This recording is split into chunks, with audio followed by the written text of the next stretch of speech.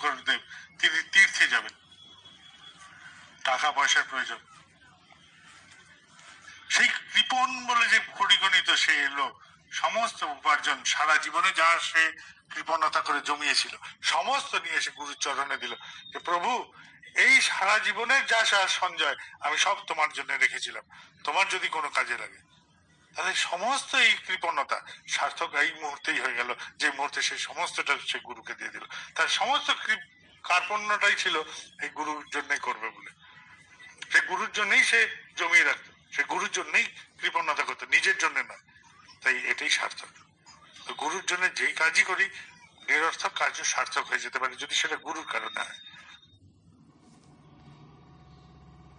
আজকে আমাদের মনোজগতের যুক্তি হোক, তারপর কাজের কথা আসি।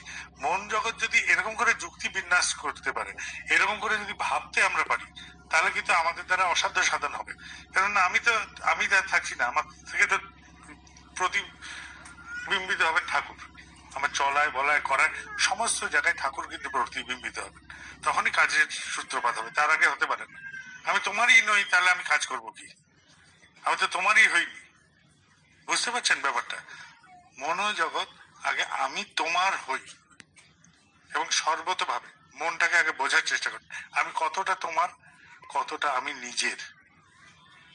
এই জায়গাটায় কিন্তু দ্বন্দ্ব, এটা কিন্তু কেবল আমারই মন বুঝতে পারবে যে আমি তোমার কতটা এবং কতটা আমার নিজের বা আমার প্রবৃত্তির বা আমার যা কিছু নেই, আর কতটা তোমার। তুমি বলতে আমি সব ছেড়ে দিতে পারি, তাহলে আমি তোমার।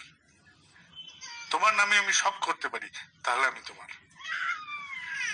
তোমায় বললে আমি যার সাথে সবচেয়ে বেশি অপ্রিয় মানুষ তাকে জড়িয়ে ধরতে পারি, তাহলে আমি তোমার।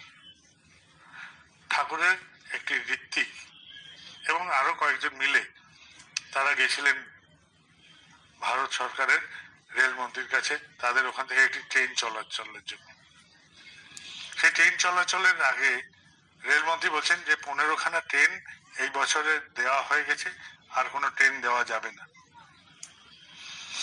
সেই ঋত্বিক দাদাটি সব দেখে টেখে বুঝছেন যে আর ট্রেনটা 16 নম্বর ট্রেনটা গ্র্যান্ট হবে না, সেটা পাবে না। তিনি হাতের দণ্ডটা পাশের জনকে ধরিয়ে দিলেন এবং যেখানে দাঁড়িয়েছিলেন ষষ্ঠাঙ্গে একদম লাফ দিয়ে রেলমন্ত্রীর পাটা চেপে ধরলেন। বলে যে বাবাকে একটা ট্রেন দিয়ে দিন। বাবা মানে বাবা বৈদ্যনাথ হতে পারে, বাবা মানে আচার্যদেবকে উনি বাবা বলতেন, সেটাও হতে পারে। সে মোট কথা বাবাকে একটা ট্রেন দিয়ে দিন বলে পা চেপে ধরেছে। রেলমন্ত্রী ওই পা চাপা দেখে তার বুক কেঁপে উঠেছে। সে বলছে দে দিয়া, বাবাকে দে দিয়া, বলে হাঁপসাচ্ছে, বলে সই করে দিলেন 16 নম্বর ট্রেন। এই যে আজকাল ঝাঁঝা গুয়াহাটি নামে যে ট্রেনটি গুয়াহাটিতে যায়, আসামে যায়, এই ট্রেনটির পেছনের গল্পটা এই ছিল। এক ঋত্বিক দাদা ঠাকুরের জন্য ট্রেন দিবি না মানে আমি তোর পা ধরেই তোকে ট্রেন ছাড়বো, পা ধরে নিয়ে রেলমন্ত্রীর আত্মারামকে নড়িয়ে দিয়েছে। ঘটনাটাই যে প্রভুর জন্য সব করতে পারার সার্থকতা তখনই হয় যদি প্রভুর কারণে করি। পা ধরতে কোনো অসুবিধা হয়নি, তার মনোজগতে কোথাও অভিঘাত হয়নি। আমি এই গল্পগুলো এই জন্য বলছি যে মনোজগৎ এইভাবে যেন রাজি থাকে, এইভাবে যেন আমরা ভাবতে শিখি। ভাবনাটা এইভাবে করুন যে তোমার হব বলেই আমি তোমাকে ধরেছি, তোমার মতন হব বলেই ধরেছি, অন্যরকম না।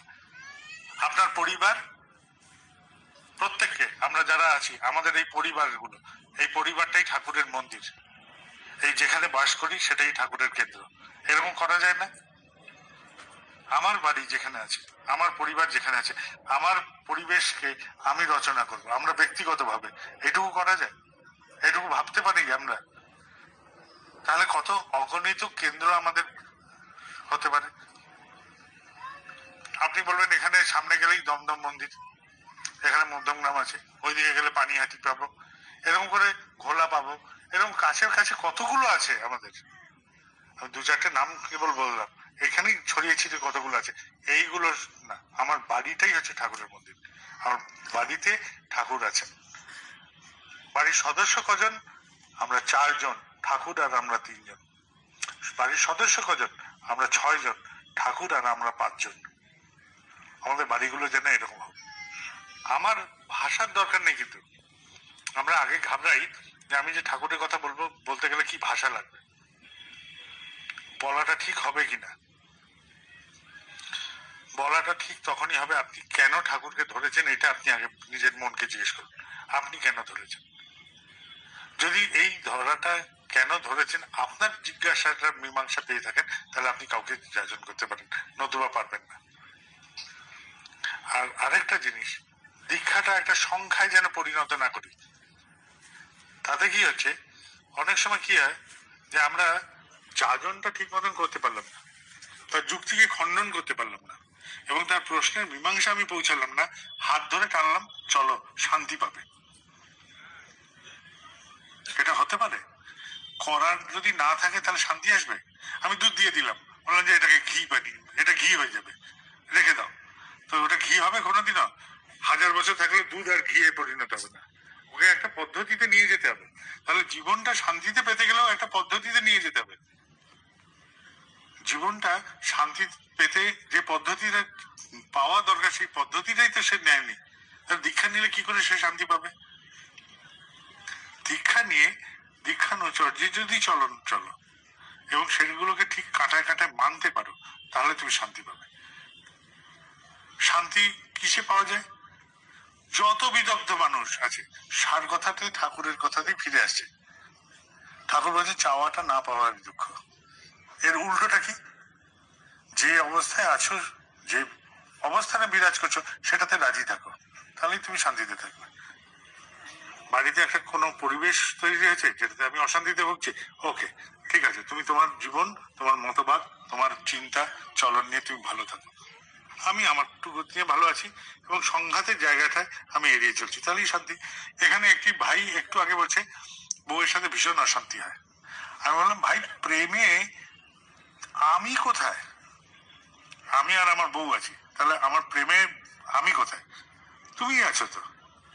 প্রেমে সবসময় তুমিই থাকবে, প্রেমে আমি বলে কোনো থাকে না। তাহলে সংঘাতটা আসবে কোথা থেকে? কেননা বরফ কি করতে পারে? গলে গিয়ে জলকে পেতে পারে। তা আমিও গলে গিয়ে তাকে পেতে পারি।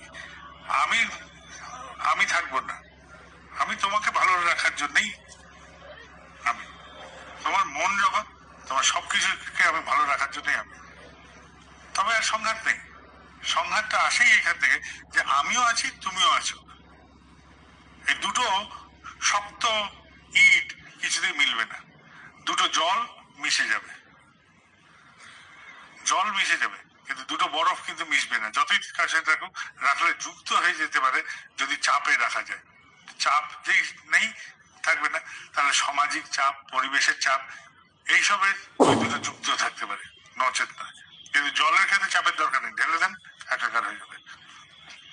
তাহলে প্রেম এইভাবেই আসে। তো ঠাকুরের প্রতিও প্রেম এইভাবে আসে। সেখানে আমি বলে কিছু নেই, ঠাকুর তুমি আছো। প্রেম করতে শেখাটাই হচ্ছে আমাদের প্রথম কথা, প্রেম করতে পারাটাই হচ্ছে প্রথম কথা।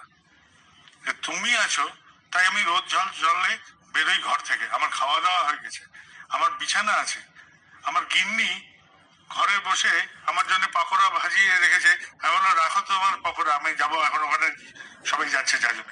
এই যে ঝড় জলে বেরিয়ে পড়লাম, এটা তোমার প্রতি ভালোবাসা। এই জিনিসগুলোই আমাদের বুঝতে হবে, তাহলে যাজন আমি পারবো, তাহলেই যাজন পারবো। নতুবা যাজনের সময় আমি হাত ধরে টেনে নিয়ে গিয়ে বসিয়ে দিলাম, তার মধ্যেও বিরক্তি এসে গেল। যিনি বসলেন তিনিও বিরক্ত হলেন, যিনি দীক্ষা দিলেন তিনিও ভাবছেন যে এই লোকটা এত উসখুস করছে কেন। কারোরই মন পুত হবে না। যাজন পূর্ণাঙ্গ হোক এবং সে বুঝুক সে কি করতে চাইছে, এই জায়গাটাই আমরা হাত দিই।